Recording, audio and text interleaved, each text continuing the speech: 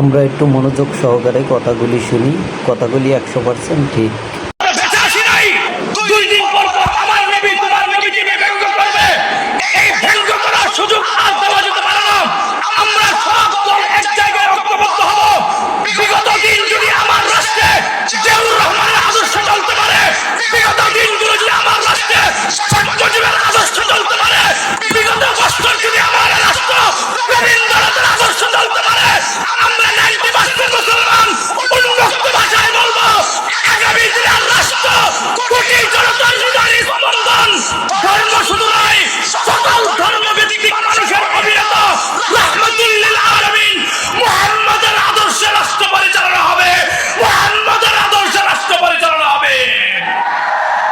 মোহতারাম হাজিরিন, কাজে আজকের মঞ্চ থেকে আমি ঘোষণা করি, এখানে দেখছেন সমস্ত ওলামায়ে কেরাম একত্রিত হচ্ছে।